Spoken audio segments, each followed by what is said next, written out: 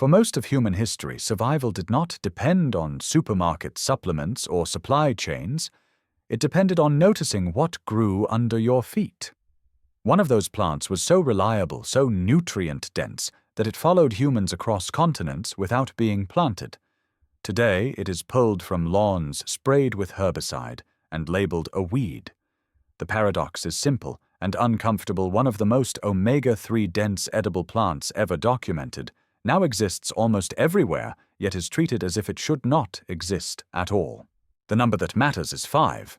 Pound for pound, this plant contains up to 5 times more omega-3 than farmed salmon when measured by raw plant weight, primarily in the form of alpha-linolenic acid.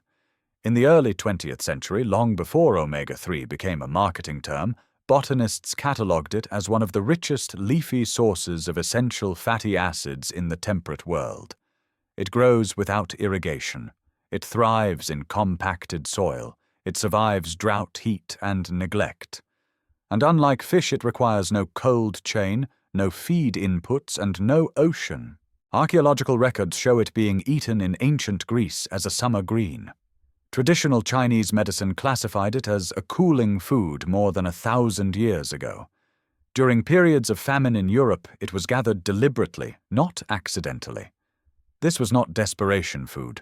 It was contingency food, a biological insurance policy that regenerated itself every season. Then something changed.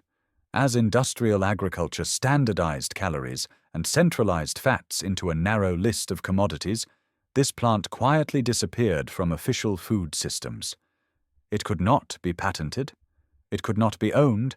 It could not be scaled or branded, so it was renamed. Not dangerous, not useless, just a weed. What we are taught to ignore often tells us the most about how systems choose winners. And in the next part, the comparison gets more uncomfortable because the omega-3 story most people believe did not come from biology. It came from infrastructure. To understand why this plant vanished, you have to compare it to what replaced it. Not symbolically, but numerically. In modern nutrition, omega-3 is treated as a marine achievement.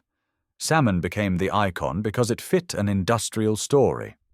Fatty fish could be branded, frozen, shipped, and standardized. What mattered was not just biology, but logistics. Measured by calorie density, this plant breaks that narrative. On a per-calorie basis, its concentration of alpha-linolenic acid is several times higher than farmed salmon's total omega-3 content. 5 remains the number to remember, not because it sounds dramatic, but because it keeps reappearing when the math is done honestly. 5 times more omega-3 per calorie, 5 times more per dollar, 5 times more without feed antibiotics or ocean extraction. In the 1930s and 1940s, U.S. agricultural bulletins still listed it as an edible green. By the 1950s, it disappears from food guides and reappears in weed control manuals. This timing matters. It coincides with the rise of industrial seed catalogs, chemical herbicides, and a nutritional model that narrowed fats into a small controllable set of sources. Fish oil could be processed. Soy oil could be refined. Corn oil could be subsidized. This plant did none of that. The biological advantage became an economic inconvenience. A plant that grows everywhere, feeds people directly, and regenerates without permission does not integrate into centralized systems. So the comparison stopped being taught. The data didn't change. The framing did. When knowledge disappears quietly, people assume it was disproven, but more often it was simply removed from circulation. And once that happens, the absence feels natural. In the next part, the story shifts from nutrition to power, because the moment this plant stopped being measured as food is the moment it started being managed as a problem. The erasure did not happen because new science proved this plant was useless. It happened because a different kind of system took over. In the United States, the shift begins quietly in the mid-20th century, when agriculture stops being organized around survival and starts being organized around control. Food becomes a product first, an ecosystem second. In 1941, the U.S. Department of Agriculture still described several wild greens as edible, nutritious, and common. By the early 1960s, those same species are no longer discussed in nutrition texts. They appear instead in weed classification lists. The language changes before the facts do. Edible becomes invasive. Useful becomes undesirable. The biology stays the same, but the category does not. This is where the number 5 stops being nutritional and starts being political. A plant that produces 5 times more omega-3 per calorie than salmon, without inputs, without ownership, creates a problem for any system built on scarcity. You cannot meter it. You cannot license it. You cannot convince people to buy what grows freely at their feet. At the same moment, this plant disappears from food education. Chemical weed control explodes. Synthetic herbicides spread across suburban lawns and industrial fields alike. Uniformity becomes the goal. Anything that grows without permission is treated as noise in the system. The fact that it feeds people is irrelevant. The fact that it grows everywhere is unacceptable. No public announcement is made. No study declares it harmful. It is simply excluded from the frame. Children are taught that weeds are not food. Adults inherit the assumption without remembering where it came from. Over time, absence hardens into belief. This is how knowledge is erased in modern societies. Not by burning books, but by narrowing definitions until only profitable answers remain visible. In the next part, the tension deepens, because removing this plant did not just change diets. It altered how people understand nourishment, risk, and dependence itself. When this plant was removed from the food landscape, the loss was not immediate hunger. It was something quieter. A structural dependency began to form. Omega-3 did not disappear from human biology. It became outsourced. By the 1970s, dietary guidelines in the United States increasingly framed essential fats as something people needed to purchase, not gather. Fish became the default solution. Supplements followed. What had once been a distributed nutrient available wherever people lived was now concentrated into narrow channels that required money refrigeration and supply chains. The number 5 still mattered, but it was no longer discussed. Density was replaced by convenience. Biologically, this shift had consequences. Alpha-linolenic acid is an essential fat. The human body cannot synthesize it. It must come from food. When access narrows, intake becomes uneven. Studies from the late 20th century show declining omega-3 ratios in Western diets alongside rising inflammatory markers. This correlation was treated as a lifestyle problem, not a structural one. The irony is that the solution had not vanished from the environment. It had vanished from permission. A plant that could supply meaningful omega-3 without fishing pressure, without heavy metals, and without industrial processing was still growing. But because it had been reclassified, it no longer counted as food in the modern mind. This is how dependency stabilizes, not by force, but by design. When people believe nourishment only comes from approved sources, they stop looking elsewhere.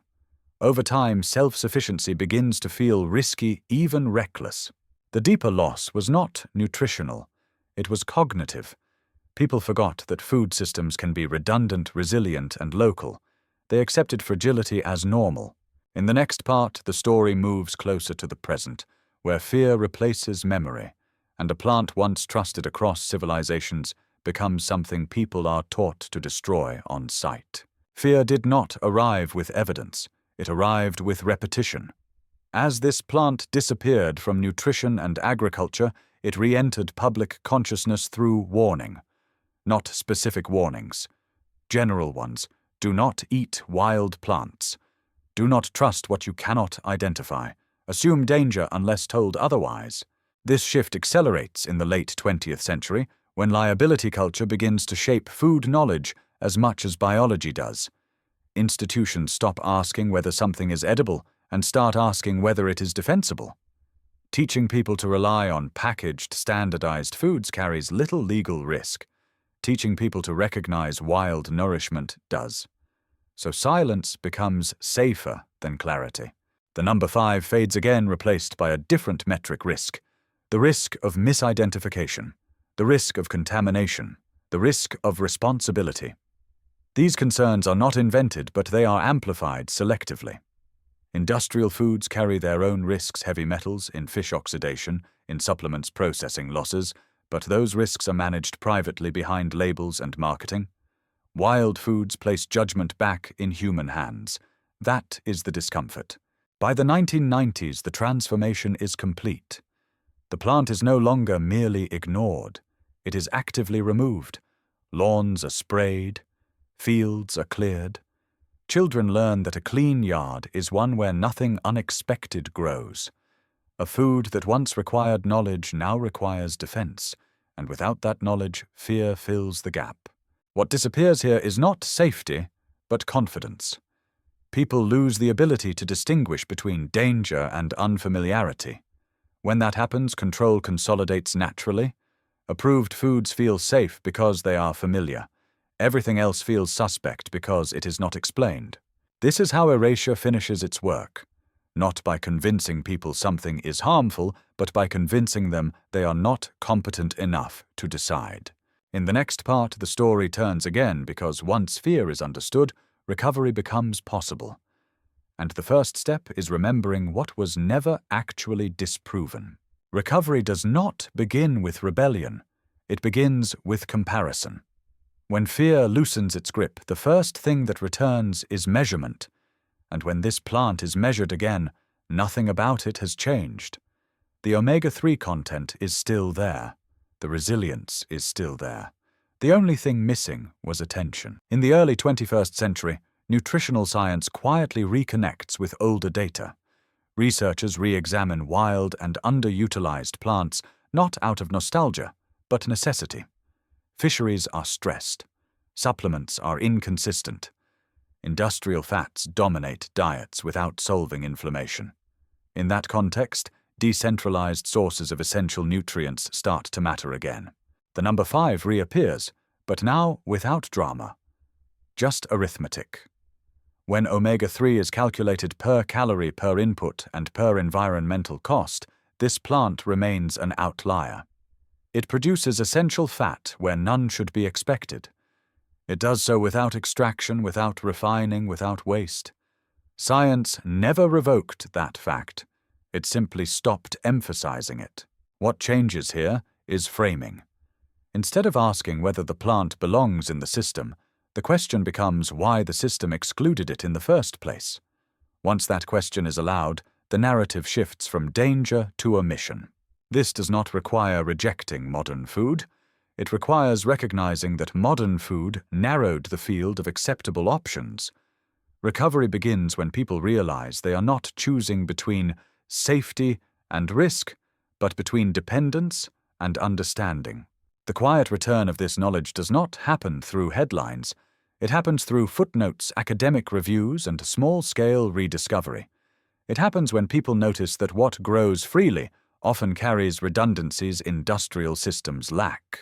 And once redundancy is seen as strength rather than inefficiency, the fear loses its authority. In the next part, the focus tightens further because restoring one plant is not the point. Restoring the ability to recognize value without permission is. Agency begins where permission ends. Once people understand that this plant was never disproven, only excluded, the relationship changes.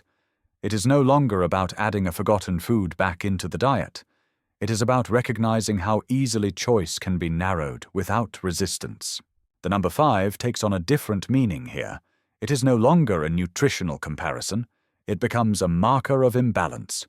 When one option delivers 5 times the return with none of the infrastructure, the question stops being why it was removed and becomes how many other decisions follow the same pattern.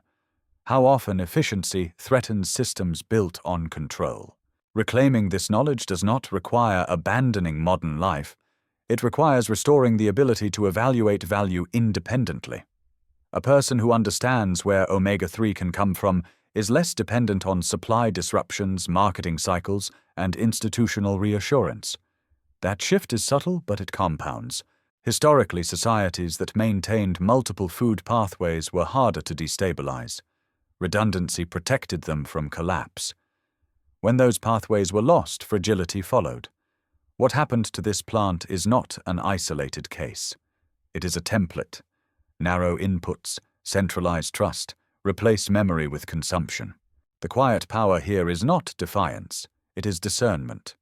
When people relearn how to recognize nourishment outside approved channels, they regain a form of autonomy that does not announce itself. It simply works. This is why recovery rarely looks dramatic. It looks like attention returning to what never left. It looks like confidence replacing fear.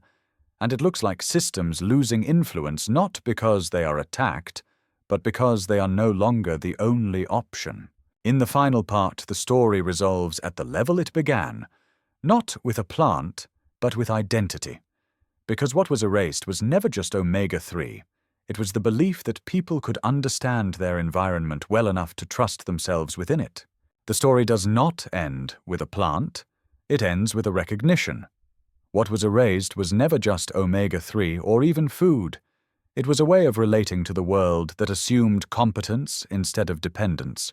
For most of human history, nourishment was not something people waited to be told about. It was something they observed, tested, remembered, and passed on. The environment was not a threat by default. It was a library. Over time, that library was closed not because its contents were wrong, but because they were inconvenient to manage. The number 5 returns one last time, stripped of comparison. 5 times more Omega-3 is not impressive on its own. What matters is what that number reveals. That abundance can exist without permission, that value does not require endorsement, and that systems built on scarcity become fragile when confronted with things that grow freely. Calling this plant a weed was never a scientific conclusion. It was a cultural decision. Once that is seen, the paradox resolves itself. Something can be common and powerful at the same time. Something can be ignored not because it failed, but because it succeeded too well outside approved boundaries. Recovery, then, is not about replacing salmon or rejecting modern food. It is about restoring perspective, about remembering that knowledge can be local, redundant, and resilient. That trust can begin with observation rather than authority. When people relearn how to see nourishment where they were taught to see nothing, identity shifts quietly. Scarcity stops feeling inevitable, dependency stops feeling natural, and the world begins to look less hostile and more generous again. The plant never disappeared. What disappeared was the habit of noticing.